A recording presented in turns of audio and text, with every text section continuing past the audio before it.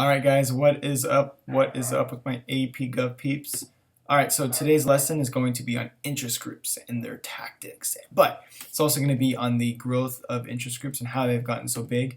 Now there's no fill in the blank notes or anything like that for these, so make sure you guys are writing notes because this stuff is fair game for the test, of course, and make sure you do the quiz online to make sure you get credit for watching the video. Alright, so let's get cranking. Let's giddy up on the learning of interest groups. So interest groups, one tactic that they will use is the media. They will use the media. The big way that they're going to do this is through commercials. Think of AARP with those older people on there. They will use commercials to try to get your attention and to also try to get your money. Interest groups will also boycott ideas. An example of this is Now. Now is going to boycott states that did not ratify the ERA. The ERA is the Equal Rights Amendment, and the National Organization of Women will boycott states that did not ratify that because the ERA was for women. It was for equal rights for women, and states that did not ratify it, now is not going to like it. Another example of this is with civil rights groups boycotting South Carolina. South Carolina is going to be cray-cray in the neighborhood, and they're going to fly the Confederate States of America flag over their capital, and civil rights interest groups will boycott that. It's a good thing we got interest groups to boycott those such things. All right, so something else that they're going to do is litigation. So they're going to sue people. They're going to go to court to make sure that that any interests that they have are actually legitimately supported in the government. And they will also use amicus curiae briefs, or curiae if you are cool. Amicus curiae briefs, these are briefs that interest groups are going to file to the Supreme Court on the behalf of people. So let's say, like, the example here is with this PGA golfer, Casey Martin. Casey Martin is going to have a birth defect, and one of the rules of PGA is that you're not allowed to use any golf carts. Well, he's going to say, look, man, I'm disabled. I need a golf cart. So he's going to sue the government, and he will be able to get a golf cart and use the golf cart while he's golfing. But one way that interest groups helped him were by filing amicus curiae briefs, or curiae. So these actually stand for friend of the court, and they are going to essentially give them some information, or give them some research information to the Supreme Court to make sure that they make a sound decision, or to help the Supreme Court make a sound decision. Another example of this is the National Association for the Advancement of Colored People filing amicus curiae briefs on the behalf of minorities, or NRA filing amicus curiae briefs for gun control cases. So again, amicus curiae is this idea that where the interest groups are going to file these briefs to the Supreme Court to give them some information on how they should rule. And then also, as you guys know, you guys should know this by now, this is a main theme in government. Absolutely, interest groups are going to make campaign contributions. So make sure you got that down if you don't know it. Also, interest groups are going to endorse a number of candidates. That should be pretty self-explanatory. And they will also target unfriendly candidates. So maybe some candidates they don't like in 2004 with George W. Bush against John Kerry. Who's John Kerry? John Kerry is the current, did you get it right? Secretary of State. So MoveOn.org is a liberal organization, and MoveOn.org is going to target and attack George W. Bush like cray-cray. However, a flip example of this is the NC PAC, or the National Conservative PAC, in 1980. They are going to bash and target an unfriendly candidate of Jimmy Carter. So essentially, Ronald Reagan will benefit from the NC PAC, or the National Conservative PAC. Also, and you can check these out online, but interest groups, one tactic that they use is to issue quote-unquote report cards to rate the candidates. Candidate A is doing awesome, candidate B stinks, candidate C, yeah, they're not cool, but they think they are. So they are going to issue report cards, and again, you can find these online if you wish. All right, so here's some other things that interest groups are going to do.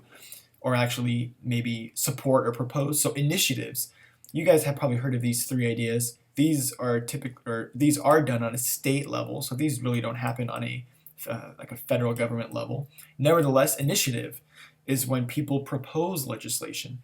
So interest groups will tend to say, hey, you guys should propose this, or hey, let's support this. We're going to help people propose legislation. So this happens in California all the time. A referendum is when people actually get to vote on legislation. People rule. People get to decide. And we have these in California. So you guys might know, like in California, we call those like propositions. So we have referendums, and then in California and other states too, we also get to recall. So let's say we don't like a candidate in office, and we can remove that candidate out of office, or that office holder out of office. Happened in California with Gray Davis. Who took over for Gray Davis? The governor. That's right, Mr. Arnold Schwarzenegger. And then also interest groups will lobby. More on this later. That is next lesson, lobbying. Mass mailings is another one that you guys should put down. And not only mass mailings, but mass emailings too. We get a bunch of junk mail. I call it junk mail, but these are ways that they will target us to get our support for their cause. All right, so why would you want to join an interest group? What's the purpose? Should you join an interest group? Maybe yes, maybe no. I don't know. We shall see. In my opinion, joining an interest group in some sense maybe could be irrational, and let me tell you why. One person is probably not going to make that much a difference within an interest group. And here's the main reason why. A person will most likely benefit from the group even if they don't join it. AARP is a perfect example. AARP is an interest group for those that are elderly. Do you have to join AARP to actually get the benefits that AARP is going to fight for? No, you don't have to join. You will still benefit from the things that they fight for. So unless that's like an extremely passionate cause of yours, if it is very passionate, I say go ahead, definitely, awesome, join it. That is your passion. That's the way that you could change the world. However, it's not an extremely passionate interest of yours, then there's probably not that big of a reason to do it, because you can still benefit even if you don't join. And this is really what this is called the free rider problem.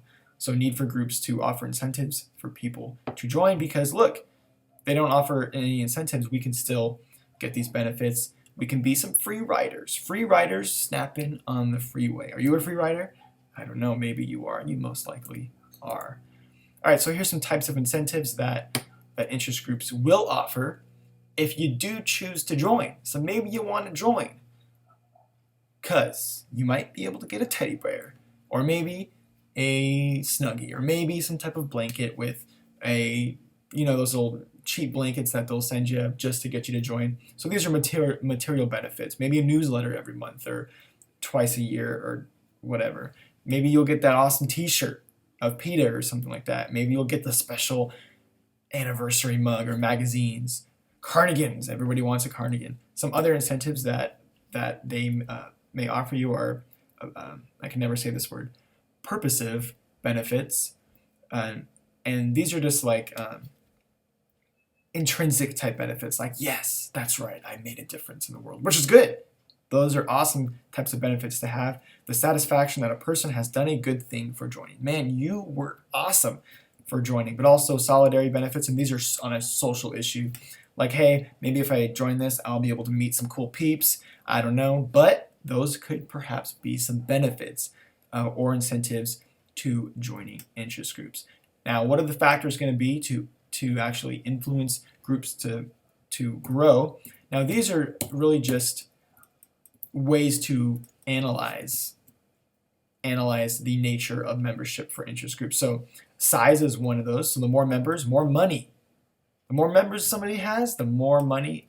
AARP, perfect example of this. Huge, huge, huge. Now, another key thing with the AARP, though, is that their demographic that they're fighting for are the elderly, and the elderly tend to have some cash. So they're going to have a lot of money, and they will have a lot of leeway within, a lot of weight in actually influencing the government.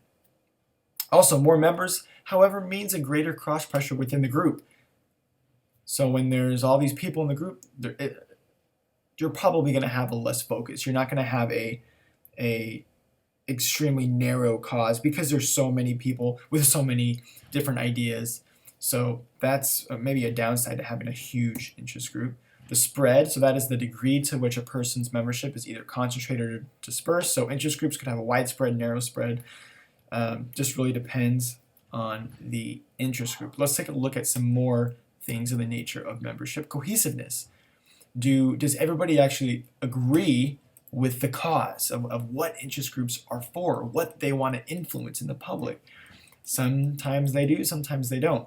An example of this is members who join just for getting a good deal on that life insurance, they're going to be less committed than members that are joining because they really believe in the cause of so-and-so or whatever.